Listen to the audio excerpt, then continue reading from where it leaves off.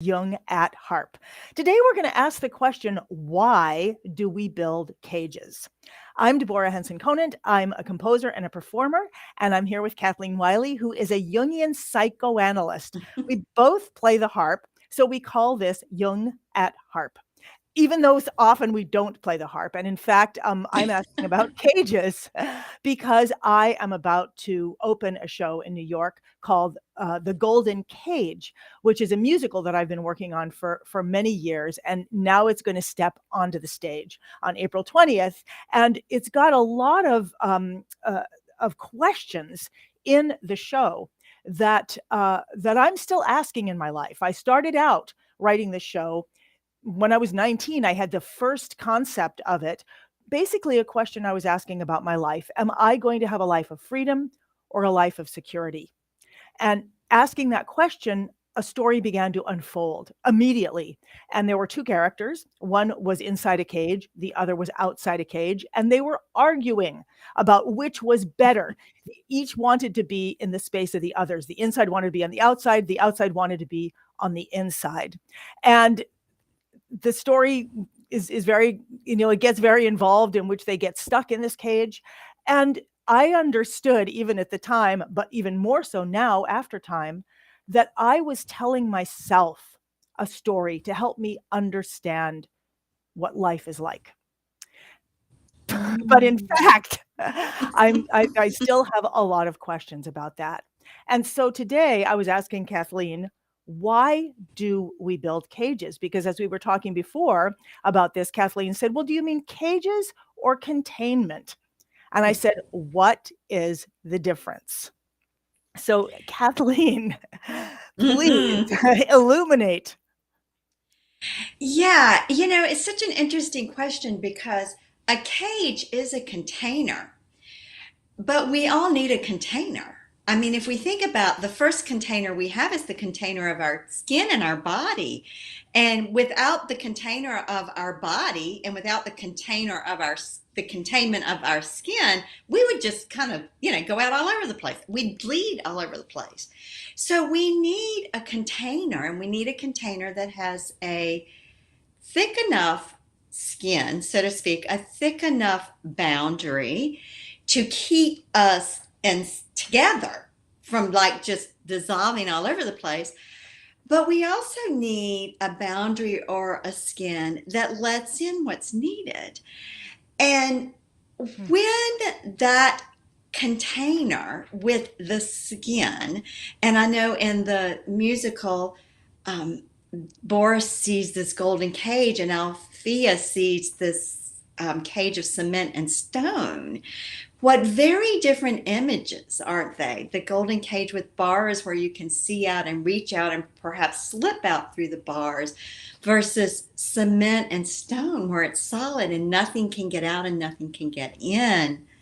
That's right. So from the outside, part of the magical world of this cage is from the outside, it looks like this wonderful, warm, cozy haven that you could easily get in and out of. But once you're in it and locked in it, it's cement and iron. That is the perception from the inside. And I know that many people who see the play or hear the story talk about how they feel that way in their lives, how they feel that they're stuck, they feel they're in that cage. And I do think that, it can happen, that a life that is open in the beginning can become something of cement and iron that we cannot reach out of. Yeah. But what I don't know is, number one, how, although that's not even as important as, and how do we change that? How do we transform that? How does that cage of who we are transform into a container that allows us in and out, and others in and out? Yeah. So that led us to the question of, why do we build the cages to start with? What is it that the container becomes the prison? And what usually happens is that we get afraid of being responsible for the consequences of our choices. And when we've been hurt, when we've been disappointed, when things haven't gone the way we thought they should or wanted them to, we begin then to turn those golden rods, those golden bonds, into cement and stone. And so we close ourselves off in an attempt to protect ourselves from feeling pain. The problem is, if we protect ourselves from feeling pain, we also protect ourselves from feeling joy and delight. We cannot selectively shut down feeling and experiencing. We Well, cannot selectively. If you shut down part of it, then you shut it all down, and that becomes that prison of cement and stone. So, well, I'm hearing the thing that's coming to my mind as you're speaking is opportunity can can I don't know, somehow be forged into a sense of you have to. Like the opportunity of a life and the opportunity of getting to do things can somehow solidify into you better do it and you better do it right and it better be good. yeah, we have a lot of very perverse ideas about what being responsible means. Perverse meaning that the idea that being responsible all of a sudden becomes this kind of dictatorial, authoritarian, punitive, you better do this, you should do this. So people tighten and they forget they have choices. They forget that they can say, no, I'm not going to do that right now. I'm going to do this, then I'll do that. Or no, I'm not going to do that. It violates my values, but I'm willing to continue doing these other things you're asking me to do. People get afraid of the response of others and internally to their choices. So they start to harden like the cement and stone. They start to tighten and harden and against possibilities. I'm thinking like, so the sense of responsibility, meaning that we can respond, almost becomes a fear. I don't know, something in there was the fear of losing face, the fear of losing. I don't know. There's something about the fear of losing that locks us in. And I know that in the, so this story has come to me over time, and I mean, it kind of immediately came to me, and then over time, and it's almost like a dream that I'm interpreting, a dream that describes my life. So I can only say, what I ended up having the characters do, but I don't always understand the meaning of it until much later. And I know that the magical moment of being caught in the cage had everything to do with locking oneself inside and being like, now it's mine, now I'm in here. And I also know that each of the characters could not take the leap into believing by themselves. They could not ultimately, once they were stuck, they literally could not get out without someone else. So where does that fit in life? I mean, I think I get it, that once we're in isolation, once we put ourselves in isolation, we cannot get out but through others. Is that true? Well, from a psychological point of view, all of these characters live inside of our psyche. So when typically it's the ego consciousness isolates itself from all the other energies inside of psyche. And I'm pointing to body because those energies typically come up through the body as impulses and desires and emotions and longings. And so from a psychological point of view, the problematic isolation is the ego being separated from the rest of the self, which, if we believe Jung and many others, the ego is the speck of consciousness that's surrounded on all sides by the darkness of the greater self we are.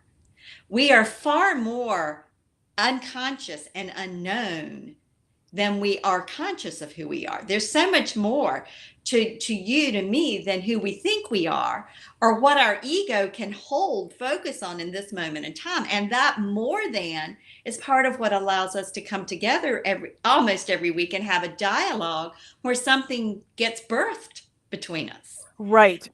Which is a great opportunity actually for me to just, for those of you who are listening and who are watching, this is a discussion. This is a conversation. Kathleen and I come together with a question rather than a thing we want to tell you about or tell each other about, we come with a question each week. And the conversation is open in that there's a chat, and we love it when you put your thoughts and your ahas and your discoveries, because conversation and the art of conversation is about discovery.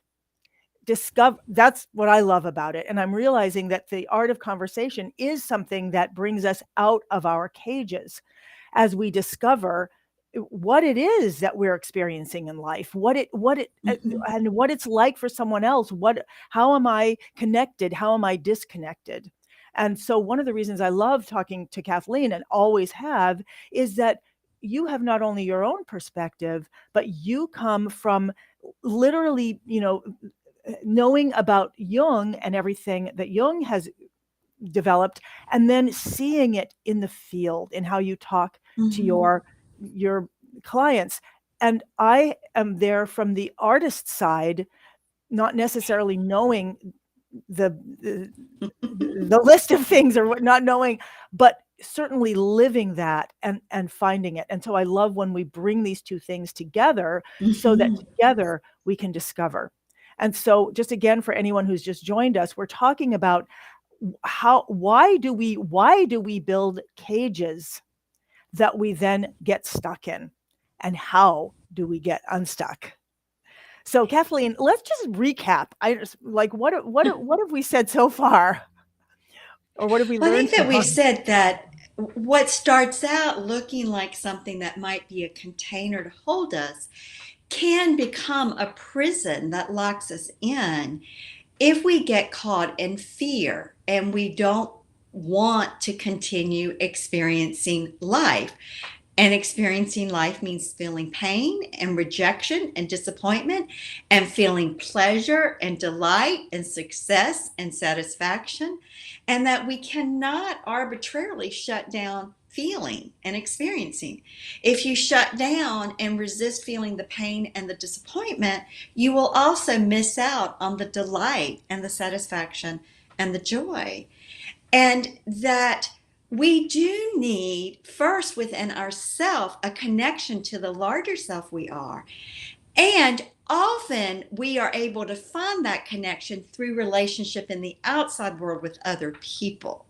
Because, as one of my training analysts used to say, the unconscious is the unconscious, which means I can't see what's in my unconscious, but you might, and you might can pick up on it and give voice to it in a way that I then can see it and connect to it. So that is part of the value and the central role of relationship for all of us in moving out of our cages, i.e., the cages being a very narrow perspective of who we are, what we are, and how life works. That's very powerful. And I'm so that if we are only self-referential, we build Mm-hmm. a tighter and tighter and tighter cage. That's right. But as we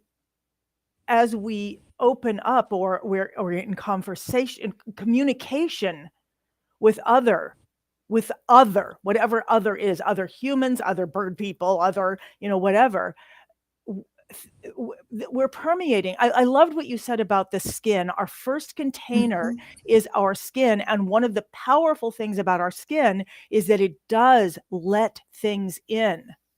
And but if it didn't, we would be in a cage. Our Right. That's skin, right. our body would be a cage, rather than being than allowing us to engage. So it's either a cage or allows us to engage. Yeah, and what comes up for me with that is that a container, a healthy container, is flexible, and a healthy container has the ability to open and close quickly as needed, whereas a cage gets something very locked in. We know we're in our cages whenever we feel like there are no options. This is just the way it is, and there are no options. Right. And it occurred to me as we were talking a few minutes ago about responsibility. the idea of response and possibilities. I was Mm-hmm. hearing Mm. response possibilities instead of response abilities. And that the cage is a way that we sidestep responsibility because we dismiss response possibilities. And it's kind of like the difference between playing sheet music as it's written and improvising. That, Right. can something else come in? What are the response possibilities instead of the seeing it as fixed and rigid and inflexible and impermeable? So, I mean, what we're talking about is we're talking about basically a fantasy that I had that has become a musical that's going to be in New York in April, and we're looking at the images from that and archetypes from that play, as in, kind of what I experienced of life and didn't know how to put into other words because my first language was stories with music, and now you're helping me put it into words. The musical itself, of course, will share these ideas far more than I'm even conscious of. Mm-hmm. And talking about them keeps opening them up more and more. Like, one of the things that I think is so beautiful that you said, one of the images that I got, since we're now in the show, we're talking about lighting and staging, and, so I'm seeing it in that way.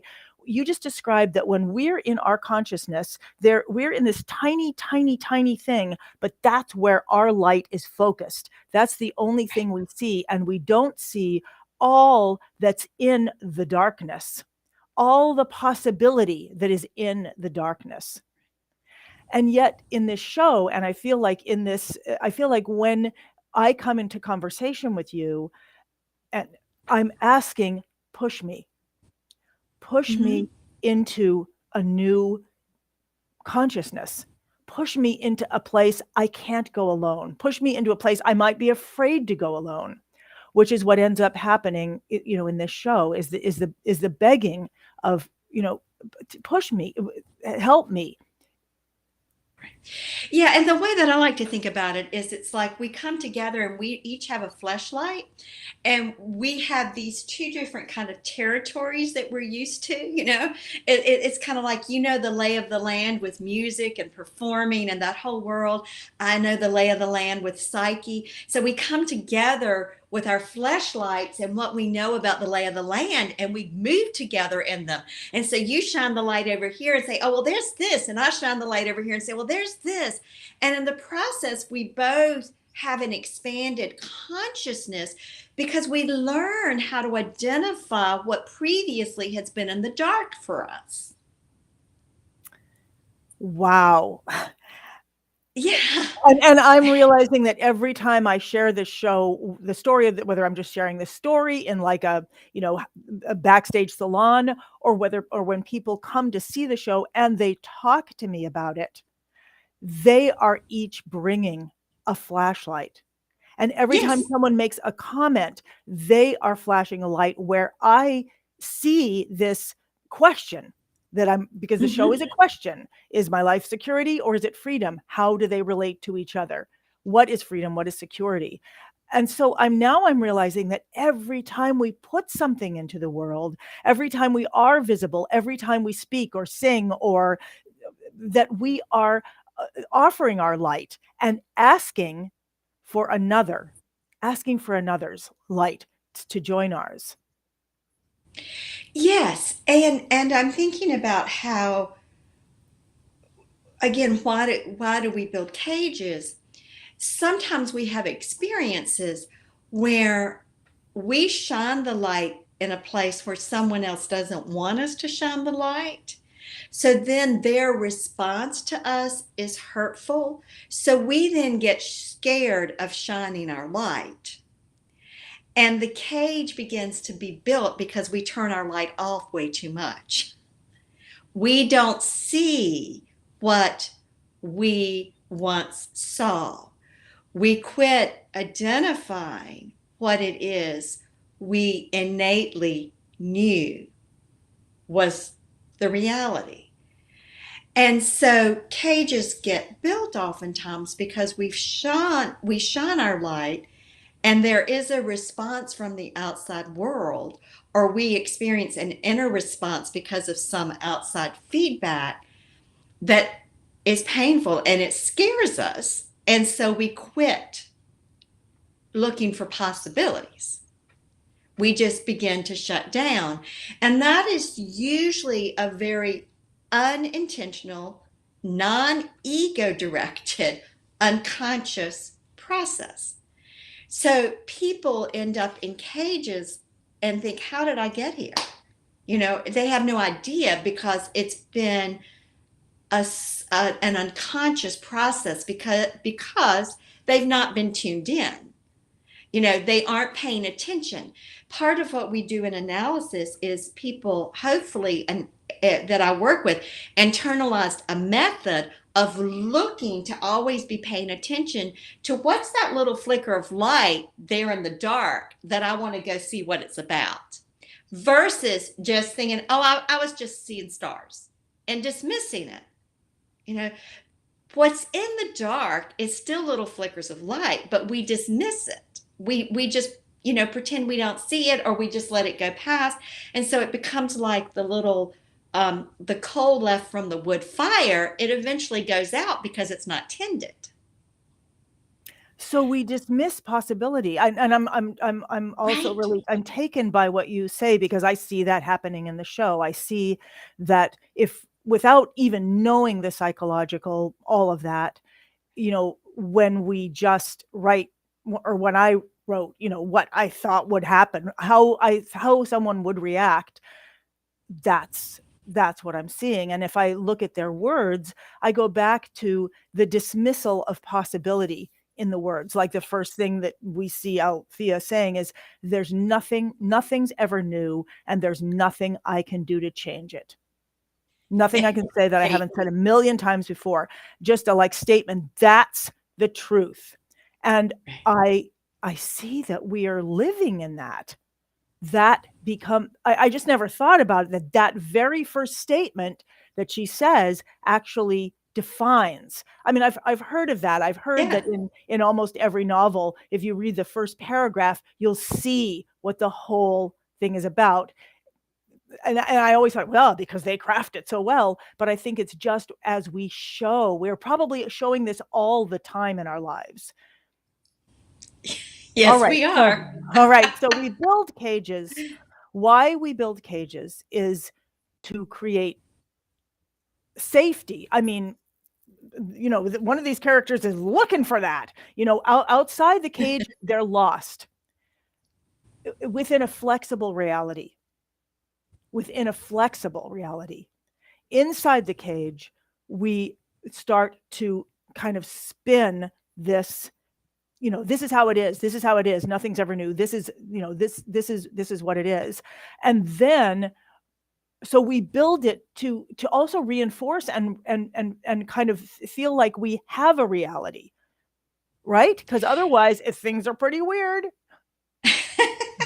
Well, I mean, sometimes we do build our cages and we hold on to them to feel like we are real. Okay, I'm real because I'm a psychoanalyst and I'm a wife, and those become cages that keep me from paying attention to the harpist I am, or to the nature lover I am, or to the free spirit I also am. So we do often hold on to our cages to give us a sense of self that feels real, but it becomes one dimensional because it becomes dead after a while, because it's not connected to the deeper source of life, to those possibilities, to new growth that comes up. The other thing I do want to say is that part of what comes into my mind in this conversation is the principle in the Western mystery tradition we talk about as right limitation, that we do need containers, and I think of right limitation as being kind of the container that is appropriate, that allows us to come and go. So for instance, my sense of place and home and environment is really important to me. And I need that sense of container so that I feel tethered and rooted. And then I can go out and I can travel and I can present and I can expand. And then I go back to this place that feels all safe and contained and there's no outside world. We need both. But when it becomes a cage is when we feel as if this is all there is, that there is nothing else, and we lock ourselves into a closed system. You know? And then I think there's a further, I'm thinking this is all there is, and this is all I am. Because when you said I can lock myself into, I'm a wife, I'm a psychoanalyst, and then there is all this other. And I see that we kind of in this society, I'm not blaming the society, I'm just saying that it is differentiated. You know, you're a this or you're a that. You can't be this and that. And yet, you know, what's so meaningful to me in my work when people come into my work as a coach is when people come into the HARP Academy is to break that down and start saying, no, the harp is not a thing to learn that can make it a cage. How can the harp be a platform for who you truly are? How do we get it to support? So how do we get the golden cage when the bars are open to bring in and to bring out and to let ourselves, you know, live a full and a whole life of all that we are? It becomes a home, it becomes a container, it becomes a place of refuge, it becomes a place Right. to be with someone else. And yet I'm seeing how, you know, that work of opening up the cages of our minds is Yes. both what I'm doing as an artist and in Yes. myself and coaching others, and that you are doing as a psychoanalyst. Yes, and I love that you brought it back to our mind because those cages are so often in here. They aren't out here. Although there is a lot of collective societal pull and support and reward for people getting locked into certain cages, particularly in particular professional roles. So there is an outside collective pull and seductiveness for that. But the ultimate cage that we have to deal with is the cage that is in here based on our perceptions or our misperceptions or our one-sided perceptions or our limited perceptions where we think that perception is all the truth. It's the absolute truth. Whereas it's like the old analogy of if there were 20 of us blindfolded around an elephant Right. and we were asked to reach out and describe what we felt, we'd all be describing something very different, you know? And Yeah. yet we're all talking about the elephant, but that's only one perspective. And we forget that our ideas about who we are, what we can do, what we can't do, what we can have in life, what doors are open to us, are very often limited by what we are feeling or seeing. And we think it's the absolute truth. And okay, well, this is the truth of this moment. In this moment, I'm feeling stuck. Now what? Are, you know? Yeah, I'm really struck by what you're saying, and as you're speaking, I'm also thinking about, you know, the news right now and what's happening in other parts of the world, and feeling, you know, that, well, I can't do anything about that. Sort of feeling stuck in that cage, and as you're speaking, I'm thinking, well, that's a cage too, and that's something Mhm. that I can open up to with without knowing or deciding on what is a possibility, that to just being open to the possibility of, I don't know, somehow being in connection, somehow being in communication, somehow being able to impact or influence or just help. Or I mean, it can feel so isolating, and then we can forget about that. I can. And Right. this Right. conversation is helping me realize that even within my cage, I am also in the world. And I can look out and I can I don't know what I'm going to do, but I just realized through the conversation that there is more possibility than I think. Yeah, we can all get very short-sighted because in this moment, I may not know what the other possibilities are. But if I can have this perspective, okay, that's in this moment, but there are many other moments. And just because in this moment I feel stuck or I don't believe or feel or see any other possibilities, it doesn't mean they don't exist. It just means I don't see them. But part of the reason we build our cages is we don't want to accept responsibility for doing the seeking or doing the exploration or experimenting and maybe failing in our eyes. We get scared. I'm thinking about the book that when you were here a decade or more or years ago, I'd say a decade, it's maybe been I close to a remember, decade ago, The Courage to Create that you right? took. And I'm also thinking about another book that Eric Fromm wrote, Escape from Freedom.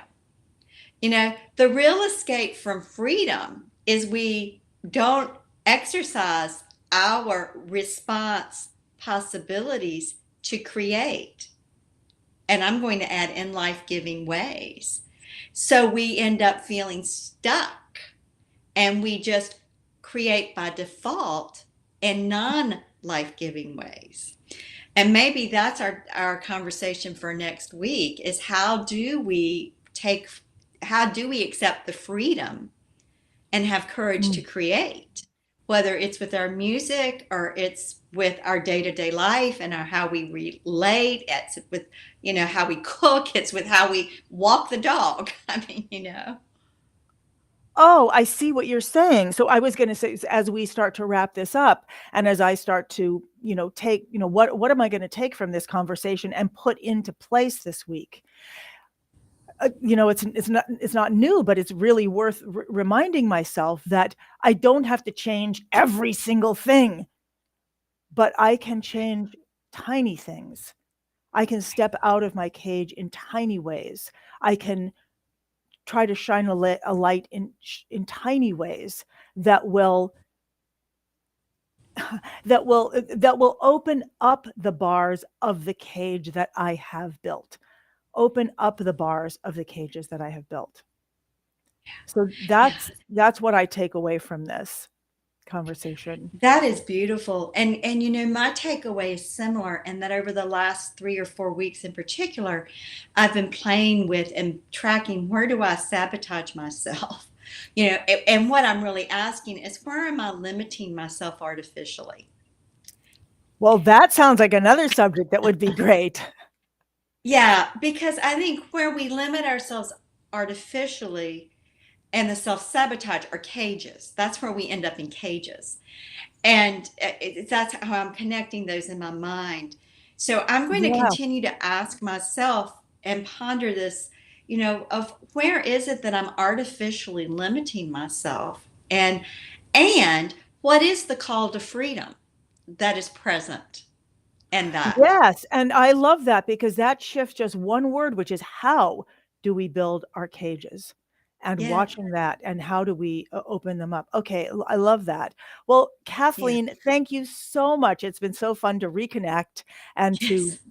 be in episode 86. And thank you for everyone who's here with us right now and everyone who sends us beautiful emails and notes about what you hear here. Thank you so much for being part of the conversation. And Kathleen, thank you so much for being in the center of this conversation with me. You're welcome. And Bye-bye. bye bye. Hope to see you again next week.